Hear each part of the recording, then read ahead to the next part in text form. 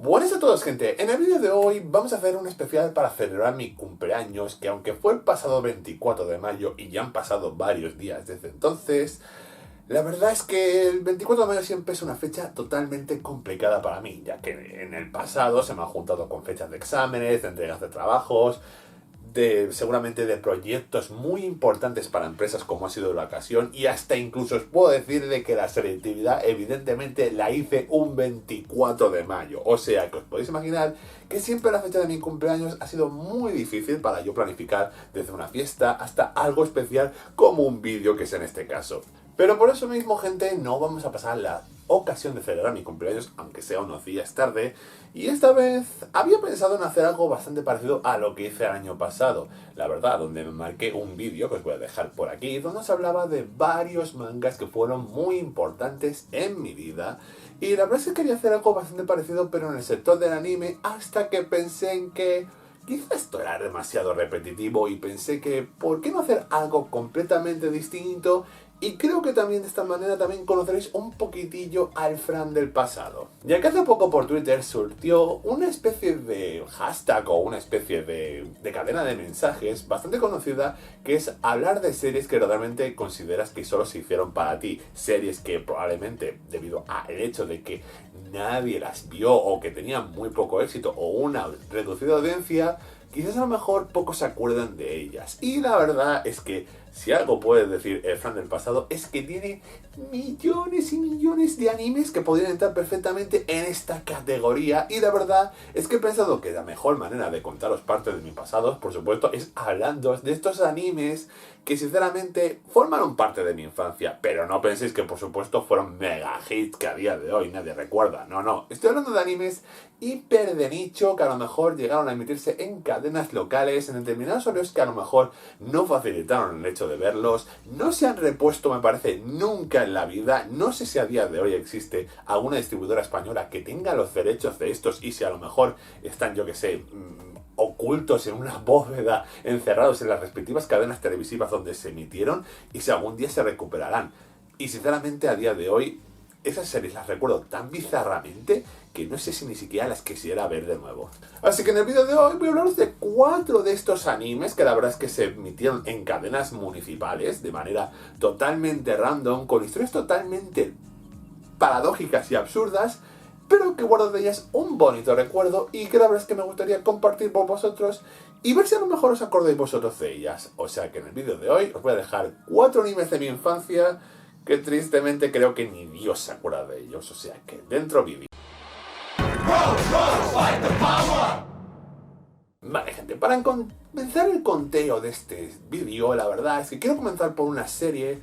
que era bastante típica, o por lo menos un modelo de serie que se abusó demasiado en los 90, ya que, como muchos de vosotros sabéis, siempre había una pequeña disputa en el patio del colegio, porque normalmente siempre había dos bandos para dos cosas, como por ejemplo fue en el caso de lo típico de los equipos de fútbol, con el Barça y el Madrid, a lo mejor en las bebidas como por ejemplo el Colacao contra el Nesquik, canicas o gogos, cosas por el estilo que a lo mejor formaban tu día a día dentro del patio del colegio. Y sin ninguna duda, dos franquicias que apostaron por los monstruitos que luchaban entre ellos, pues por supuesto siempre han sido Pokémon y Digimon, dividiendo la comunidad anime por toda la eternidad, y a día de hoy es un debate que sigue aún vigente sobre saber cuál de las dos series ha sido mejor o peor. Una fama de la que por supuesto intentan aprovecharse muchísimos estudios de animación, intentando copiar la fórmula que hizo famosa estas dos series, es decir, creando una batería de monstruos adorables y una curiosa historia que giraba alrededor de ellos. Y créanme que ha habido muchísimos plagios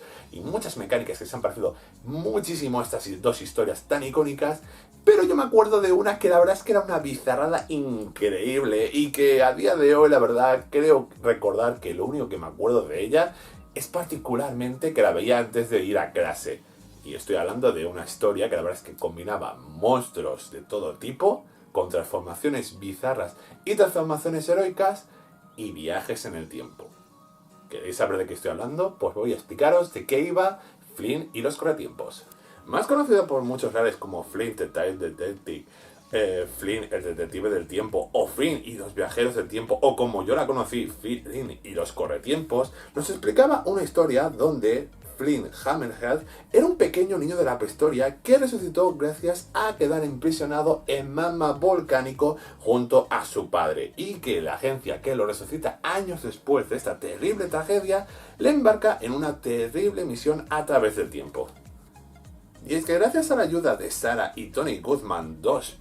intrépidos jóvenes que por supuesto acompañarán a Flynn en su viaje, este tendrá que buscar a los corretiempos, unas misteriosas criaturas que parece que se han diseminado por todas las partes del tiempo y por distintas épocas y han comenzado a causar el caos en ellas. La misión de Flynn, junto con su padre Rocky, quien misteriosamente se ha convertido en un martillo de piedra capaz de encerrar a estos corretiempos y contenerlos, será la clave para que este personaje intente recuperar todos y cada uno de estas criaturas y poder salvar la línea temporal hasta tal y como la conocemos. Es que sinceramente, gente, como veis, esta historia era muy rara y se fundamentaba en las bases de Pokémon y Digimon, es decir, de toda clase de monstruos que por supuesto nuestros protagonistas tenían que capturar antes que lo hiciera el equipo rival. Pero algo que me fascinaba mucho de esta historia no era solo el hecho de que los protagonistas viajaran de época en época y llevándonos a grandes descubrimientos de la historia y a diferentes protagonistas de esta, sino también por el hecho de que algo curioso es que por supuesto también habían evoluciones en esta serie. Y lo curioso es de que estos bichos podían evolucionar de dos maneras distintas, siendo evidentemente en el caso de los protagonistas la evolución correcta, donde se convertían en héroes que luchaban por supuesto junto a Flynn y sus compañeros para evitar los grandes desastres de la historia. Pero por el otro lado, si los capturaban los villanos antes, estos se convertían en auténticos engendros del mal, verdaderos bichos monstruosos que por supuesto también desataban el caos de manera inimaginable allá donde iban. Y también de la misma forma complicaba bastante la captura de estos en su momento. Sinceramente de esta historia guardo muy grandes recuerdos, la verdad. Me acuerdo de bien pocos capítulos, pero lo más paradójico y lo más sobrenatural que me parecía era el hecho de que el objeto de captura era en realidad un martillo de piedra donde estaba encerrado el alma o el cuerpo del padre de nuestro protagonista. Y era muy raro ver hablar a este martillo todo el rato y encima que el propio Flynn lo usara para capturar a estos bichos, la verdad. Sinceramente, una historia divertida, con toques, la verdad, muy a lo Pokémon, pero tristemente, y como os podéis imaginar, fracasó. Yo creo que evidentemente duró pocos capítulos y la verdad es que solo creo que se emitió una vez en Antena 3 y ya era la tira de años. Sinceramente, recuerdo desayunar con esta serie y poco más. Poco más os lo puedo garantizar. Pero bueno, se queda como un bonito recuerdo y espero que a lo mejor os haya revivido algún recuerdo. Y ahora pasamos a la siguiente serie, teniendo bastantes elementos en común con la historia anterior, la verdad. Y me parece bastante paradójico que evidentemente, si la historia protagonista anterior tenía como protagonista un personaje de la prehistoria que llevaba un martillo, pues evidentemente en esta también. Aunque esta vez no se trata de un niño cavernícola, sino lo más paradójico de esta historia es que esta está protagonizada por un bebé dinosaurio que llegó hasta nuestros días y que poseyó un martillo mágico que podía hacer lo que quisiera con ella. Pues por supuesto estamos hablando de la historia de Muka Mu. Muka Muka nos cuenta la historia de un pequeño bebé dinosaurio que ha llegado hasta nuestros días y que habita en una tienda de animales donde su protagonista lo cuida como si fuera uno más de estos. Sin embargo, un buen día Muka Muka consigue encontrar a través de un meteorito que se estrella contra la Tierra un martillo con una habilidad bastante paradójica y es el hecho de poder conceder cualquier tipo de deseo que se le conceda a su portador. Y por supuesto, cuando cae en manos de este pequeño dinosaurio, intenta conseguir hacer cualquier deseo, por paradójico que parezca, e intentando descongestionar las típicas obsesiones o distintos problemas que van aconteciendo en la vida de su dueña y que paradójicamente dará como resultado un sinfín de aventuras que recuerdan bastante al esquema típico de Doraemon con los problemas que tenía Nobita. Es que sinceramente, gente, también recuerdo esta historia estando merendando a lo mejor, tomándome los típicos bollicaos o colacaos de la época, la verdad, y ya he revelado sinceramente cuáles eran mis gustos de niño, pero lo que os puedo decir es que sin duda alguna Muka Muka era una historia muy tierna, la verdad, que sinceramente te hacía ver ese pequeño dinosaurio como una especie de hada madrina que ayudaba a nuestra protagonista en todo momento. Y me gustaría deciros mucho más, pero es que no me acuerdo casi de nada de Muka Muka. Lo único que me acuerdo a ciencia cierta y súper curioso es que, aparte del hecho de que el protagonista Muka Muka solo decía Muka Muka y en distintos tonos y siempre Muka Muka, a mí me recordaba como una especie de Groot, la verdad. Lo más paradójico es que hay una saga entera donde verdaderamente Muka Muka con el martillo consigue que los protagonistas de esta historia, o más bien dicho, el barrio comercial donde viven, se transporten por completo a la prehistoria. Y donde allí conocerán a todo un seguido de personajes, que por supuesto son animales prehistóricos, que curiosamente sí que hablaban con nuestros protagonistas como si fuera la cosa más normal del mundo. Y era bastante curioso ver cómo esta pequeña zona de la ciudad se había acostumbrado a la vida prehistórica, la verdad. Una historia muy tierna, muy divertida, muy entretenida, pero es que a día de hoy me dio la sensación de que no tuvo para más recorrido. Creo que fue una historia que duró lo que duró y que funcionó bastante bien para una infancia, la verdad. Y sinceramente yo tengo buenos recuerdos de Muka Muka y no sé si a día de hoy me gustaría volver a verla, la verdad, pero no se puede negar de que era una historia que sinceramente hubiera conectado muy bien con los niños de la época y creo que era un Kodomo que funcionaría bastante bien si a día de hoy se hicieran historias de este estilo. Y para la siguiente historia, lo más curioso de todo es que esta historia me hizo conocer algunos de los conceptos de la mitología japonesa y de la historia japonesa que sinceramente a día de hoy han formado las bases de grandes series que admiro y que me encantan, la verdad. Conceptos como por ejemplo los Tengu o el Shinsengumi, los conozco gracias a esta historia y la verdad es que cuando pienso muchas veces que los conozco estos conceptos desde mi infancia y que encima me los presentaran de una manera tan loca y bizarra, flipo muchísimo con seguramente uno de esos títulos que aunque se produjo verdaderamente aquí en España con pocas emisiones, creo que solo en Andalucía y en Cataluña, la verdad es que Tobe y Sami es una de esas historias que la verdad es que agradezco muchísimo haberme encontrado con ellas por introducirme a la cultura oriental de manera bastante única y paradójica. Tobei Isami o Isami o la increíble brigada Shinsen, que también fue conocida en Latinoamérica y en Cataluña, nos contaba la historia de Isami Hanaoka, un estudiante de quinto curso descendiente del clan de los Shinsengumi, que junto con sus compañeros descendientes también de este mismo clan, conocidos como Shoshi, Yukimi y Toshi Tsukikage, se encuentran en el sótano de casa de nuestro protagonista unos increíbles artefactos dejados por sus anteriores antecesores con el siguiente mensaje: luchad contra la malvada organización Kuratengo, quienes en realidad son una peligrosa banda criminal que por supuesto ha gobernado la ciudad entre las sombras y que son descendientes de los mismísimos Tengus, las malévolas y pérfidas entidades sobrenaturales que han intentado invadir el caos por allá por donde pisan. Gracias a una espada legendaria con halos de luz y por supuesto la voluntad de nuestros protagonistas, aunque sean solo unos niños novatos, estos intentarán luchar contra esta pérfida organización, encarando por supuesto el espíritu de sus antecesores y luchando contra el mal allá donde vayan.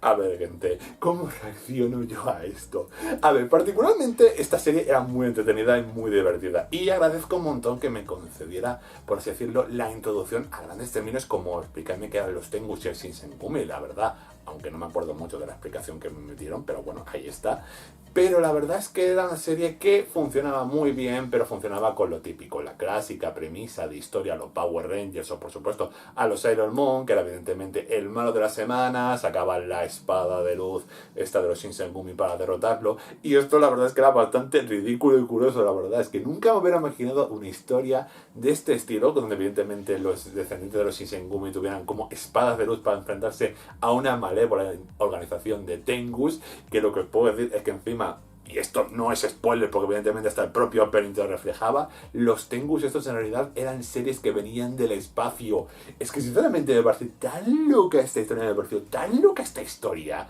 que por supuesto es que, no sé, me gustó mucho, simpaticé mucho con los protagonistas y agradecí un montón de que me introdujeran a términos como este, la verdad. El opening me parecía una cosa de locos, me gustaba mucho como tradujeron al catalán y no sé, la verdad es que tengo buenos recuerdos de esta historia, aunque eso sí, lo único que lamenté de toda esta historia es que por desgracia nos pusieran siempre el opening 2 en todos los lugares donde se emitió esta historia. ¿Y qué pasaba? Que el opening 2 te hacía un destripe de la historia brutal, como por ejemplo os he explicado de que los Tengus estos en realidad venían del espacio, o que el resto de protagonistas iban a conseguir armas igual de importantes que su protagonista Isami, quien era la que llevaba la espada esta de luz que os he contado todo el rato. Y aparte también había otras subtramas curiosas, como por ejemplo descubrir que el padre de Isami había abandonado a la familia de forma misteriosa, y la clave era descubrir por qué la había abandonado, y la verdad es que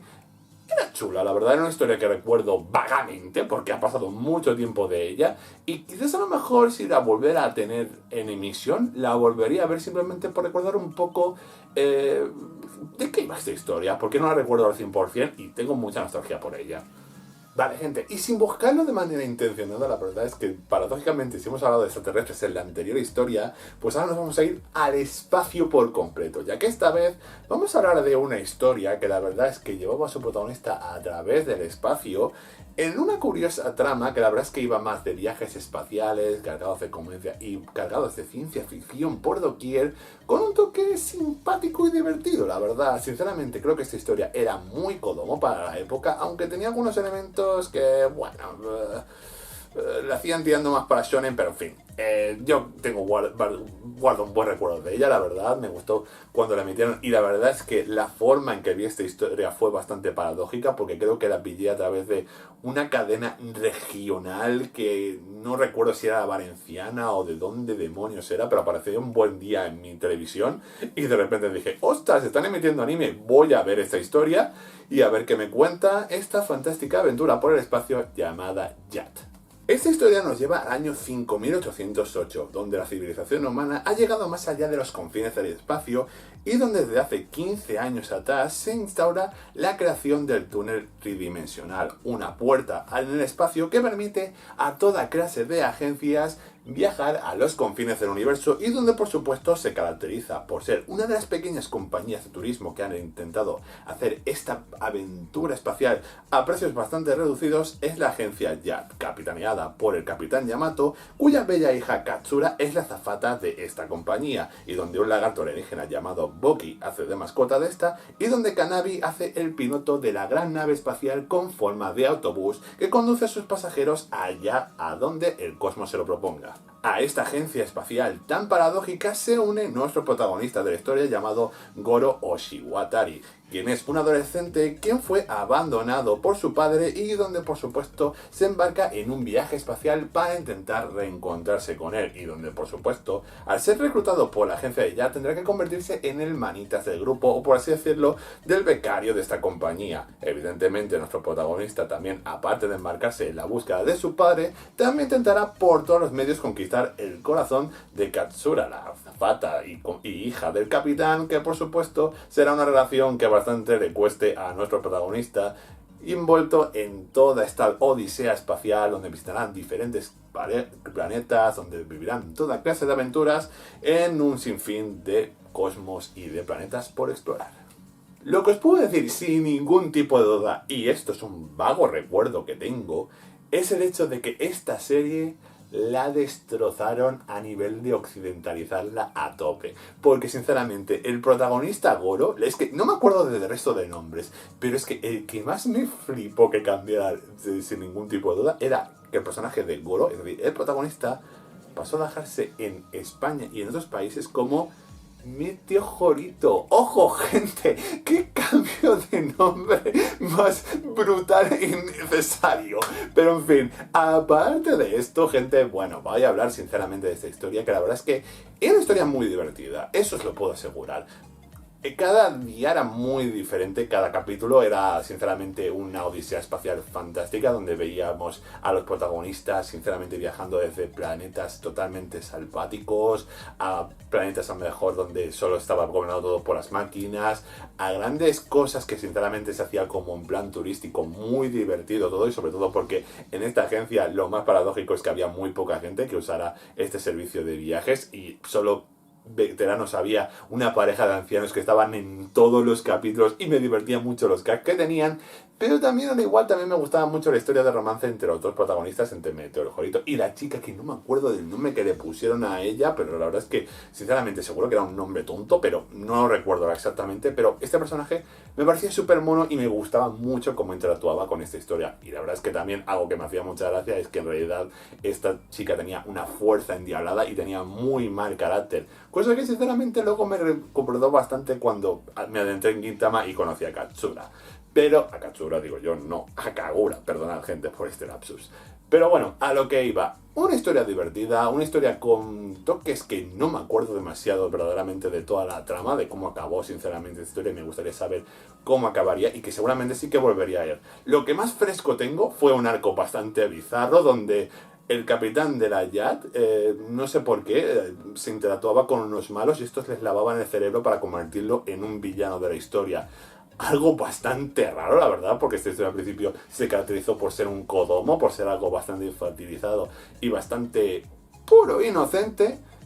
Pero ahí está, sinceramente. No sé, me gustaría volver a verla de principio a fin, la verdad, y sinceramente espero que a lo mejor algún día alguien la recupere. Nunca se sabe, la verdad. Creo que es una historia que podría funcionar a día de hoy o que sinceramente despertaría la nostalgia de algunos pocos, como sinceramente fue mi caso. Y en fin, gente, hasta aquí el vídeo de hoy. ¿Qué os ha parecido este baño de nostalgia que os acabo de dar? ¿Conocíais alguna de estas historias? Hoy más que nunca, de verdad, me encantaría saber vuestra opinión en los comentarios. O sea que si conocíais alguna de estas historias, déjamelo en comentarios, porque eso me ayudará a sentir que no estoy loco y que de verdad estas historias existieron y había gente que las veía. Dicho todo esto, también otra cosa que te puedo pedir, por favor, es que me dejes un buen like si te ha gustado este vídeo, porque si es así, yo creo que este vídeo podría funcionar muy bien para hacer una parte 2. No sé cuándo lo haría, pero dejádmelo ver con esos likes para saber evidentemente si queréis una segunda parte de esto, porque como os he dicho al principio del vídeo, tengo la vida de animes que sinceramente ni Dios recuerda, pero que sería bonito recordaros en este canal. Dicho todo esto, también por supuesto te voy a pedir por favor que compartas este vídeo con amigos y familiares para hacerles recordar una época más sencilla en el mundo del anime, y que te suscribas a este canal porque estamos llegando a cifras muy chulas y quiero que sigamos apostando por supuesto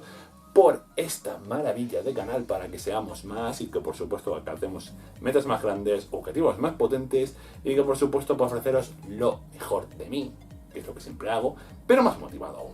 Dicho todo esto, pues por supuesto ya solo me falta decir lo más básico, típico y tópico que suelo decir en todos mis vídeos, aparte de recordaros que, ¿por qué no? Dejadme en comentarios o felicitadme en cumpleaños, ya que estamos.